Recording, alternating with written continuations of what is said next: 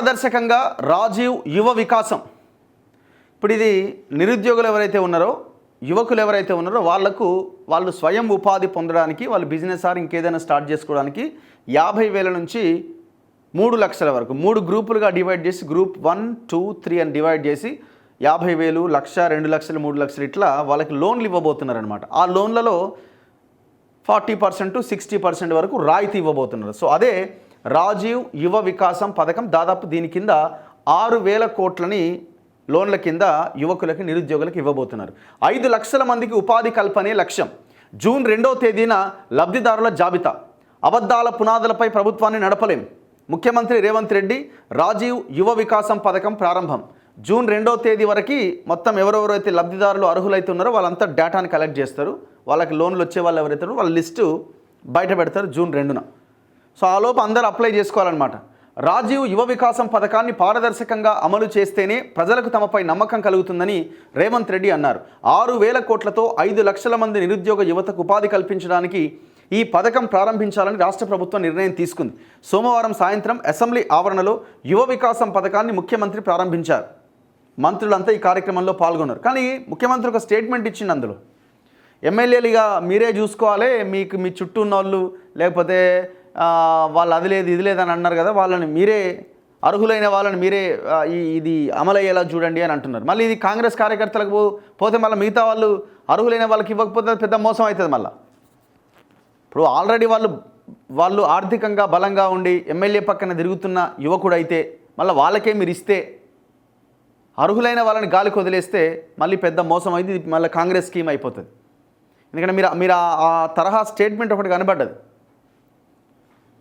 CPI MLA Kunamneni Sambasivarao, పలువురు ఎమ్మెల్యేలు, BRS ఎమ్మెల్సీలు, ఇతర నాయకులు ఈ కార్యక్రమంలో పాల్గొన్నారు. చదువుకొని చైతన్యం ఉన్నవారికి 4 లక్షల వరకు ఈ పథకం కింద ఇస్తున్నాం. ప్రతి నియోజకవర్గానికి 4,000 నుంచి 5,000 మందికి పని కల్పించవచ్చు. అయితే 5 అంతస్తుల భవనం ఉన్న వారికి ఈ పథకం వర్తింపజేస్తామంటే కుదరదు. గతంలో అలా చేసిన వారు ఎక్కడున్నారో మీరు చూశారు. అర్హులైన నిరుద్యోగులకు ఈ పథకం అందాలి.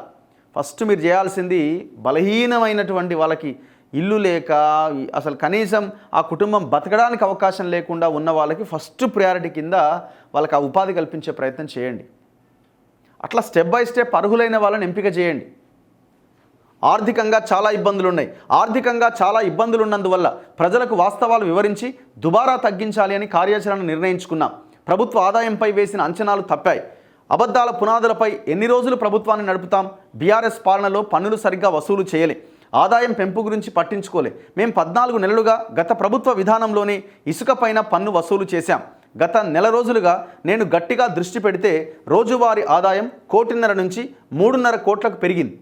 రాష్ట్ర పన్నుల వసూళ్లలో 88%తో దేశంలోనే తెలంగాణ అగ్రస్థానంలో ఉండగా మహారాష్ట్ర 2వ స్థానంలో ఉంది. ప్రధాని సొంత రాష్ట్రం గుజరాత్ 6 లేదా 7వ స్థానంలో ఉన్నది.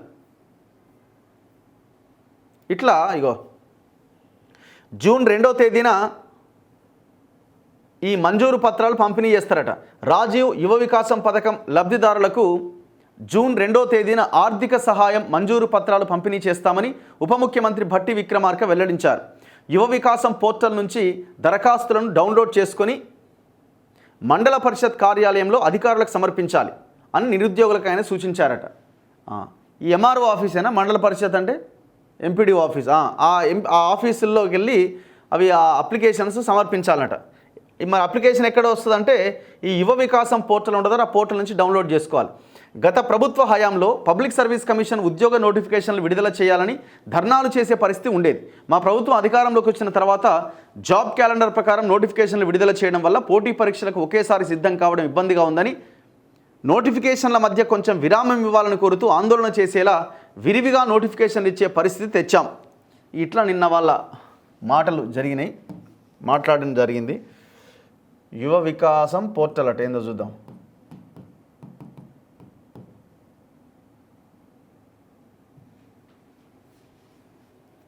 ఏడుంది ఇది? పెట్టిరా లేదా?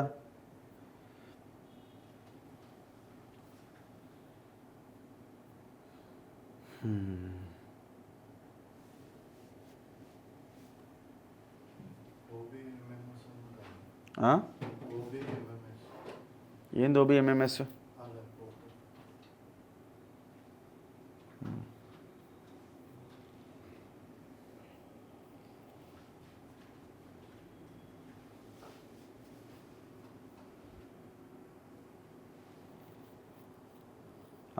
OBMMS, online beneficiary management monitoring system.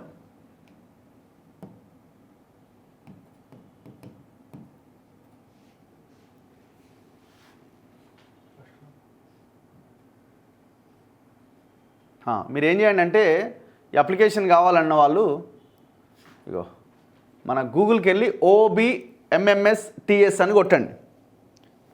Telangana online beneficiary management and monitoring system. So అది కొడితే మీరు ఫస్ట్ లింక్ని క్లిక్ చేయండి. క్లిక్ చేయగానే మీకు Telangana online beneficiary management and monitoring system అని వస్తుంది.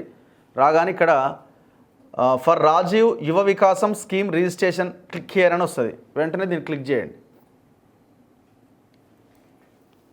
క్లిక్ చేసిన తర్వాత ఈ పేజ్ వస్తుంది.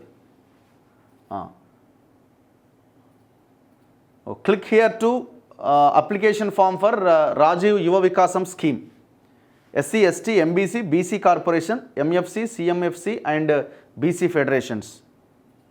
క్లిక్ చేయండి. క్లిక్ చేస్తే ఇవన్నీ అప్లికేషన్స్ ఇగో SC corporation registration click, ST corporation, BC corporation, MBC registration and BC federation, monetary registration, Christian minority registration. So వీటిలో వెళ్తే మీకు beneficiary registration form for BC corporation financial year 2024-25 డీటెయిల్డ్గా మీరు దీంట్లో సబ్మిట్ చేస్తే మీరు నెక్స్ట్కి వెళ్తారు. All fields are mandatory. ఇది మనం అన్నీ ఇస్తే వెళ్ళిపోద్ది అనమాట.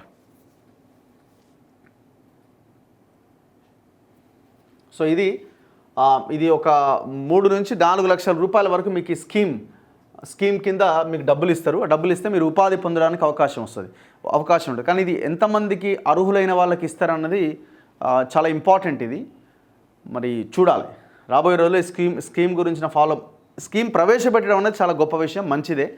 ఎందుకంటే నిరుద్యోగ యువత ఓన్లీ గవర్నమెంట్ ఉద్యోగాలే అని అంటే కుదరని పని, అది సాధ్యం కాదు కూడా. సో వాళ్ళు స్వయం ఉపాధి పొందడానికి ఇది ఒక మంచి అవకాశం. ఇది ఆ 3 లక్షలు వచ్చిన 4 లక్షలతో ఏదో ఒక బిజినెస్ని చిన్నగా స్టార్ట్ చేసుకోవడానికి, ఏదైనా షాప్ పెట్టుకోవడానికో ఉపయోగపడుతుంది. అండ్ ఇంకా details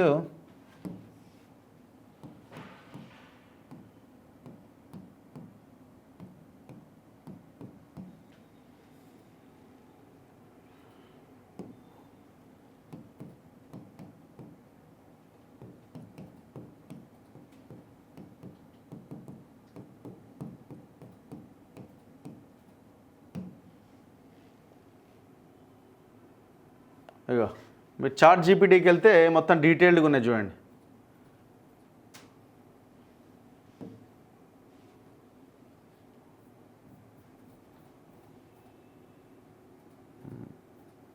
The scheme focuses on imparting skill training to youth, helping them scheme become self-reliant. It offers various training programs